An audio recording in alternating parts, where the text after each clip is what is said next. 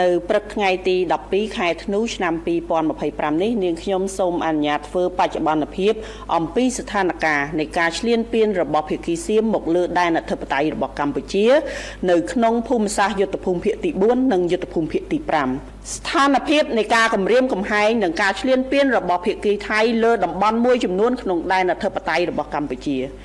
ទី1ស្ថានភាពចូលមុខនៅក្នុងសមរភូមិទិសយុទ្ធភូមិភាគទី4ភាគីថៃបានបន្តបាញ់ប្រហារមកលើកម្ពុជាគិតចាប់តាំងពីវេលាម៉ោង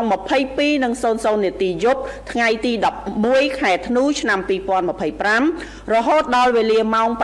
7:05 នាទីព្រឹកថ្ងៃទី12ឆ្នាំខែធ្នូឆ្នាំ2025រហូតដល់ព្រឹកថ្ងៃទី12ខែធ្នូឆ្នាំ2025យោធាថៃបានបន្តធ្វើសកម្មភាពបាញ់ប្រហារនៅវេលាម៉ោង 12:15 នាទីរំលងអធ្រាត្រដោយបាញ់កាំភ្លើងត្បាល់និងកាំភ្លើងយន្តនៅក្នុងភូមិសាស្ត្រប្រាសាទតាមាន់និងប្រាសាទតាក្របី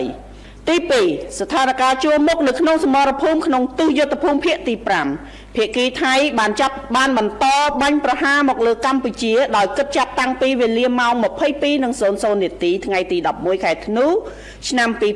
2025រហូតដល់វេលាម៉ោង 8:00 នាទីព្រឹកថ្ងៃទី12ខែធ្នូឆ្នាំ2025នៅវេលាម៉ោង 22:01 នាទីយោធាថៃបានប្រើប្រាស់បាញ់ផ្សែងពុលនៅក្នុងភូមិសាស្ត្រភូមិព្រៃច័ន្ទនៅវេលាម៉ោង 22:45 នាទីយោធាថៃបានបន្តបាញ់ផ្លោងចូលភូមិសាស្ត្រព្រៃច័ន្ទនិងភូមិសាស្ត្របឹងត្រកួន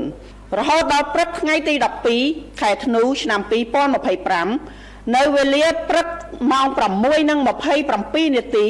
យោធាថៃបានចាប់ផ្ដើមបើកការបាញ់ប្រហារបាញ់ផ្លោងចូលទៅក្នុងភូមិទំនប់ដាច់នៅវេលាម៉ោង 6:40 នាទីកម្លាំងថ្មើរជើងរបស់យោធាថៃបានចាប់ផ្ដើមធ្វើសកម្មភាពនៅក្នុងភូមិសាស្ត្រភូមិជោគជ័យនៅវេលាម៉ោង 7:02 នាទី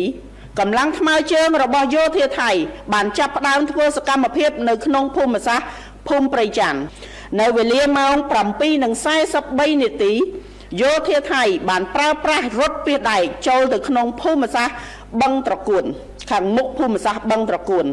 នៅវេលាម៉ោង 7:57 នាទីយោធាថៃបានបាញ់ផ្លោងចូលក្នុងភូមិសាស្ត្របឹងត្រកួនចំពោះស្ថានភាពនៅក្នុងភូមិសាស្ត្រដទៃផ្សេងទៀតមានសភាពស្ងប់ស្ងាត់គួរឲ្យស្កប់សម្គាល់ផងដែរថានៅថ្ងៃទី11ខែធ្នូឆ្នាំ2025សកម្មភាពដ៏កម្រោលរបស់យោធាថៃនេះបានបើកការបាញ់ប្រហារដោយមិនរើសគោលដៅបាញ់ចូលក្នុងភូមិឋានរបស់ប្រជាពលរដ្ឋរស់នៅជាពិសេសបាញ់ចំសាលារៀនរបស់កុមារនិងមន្ទីរពេទ្យ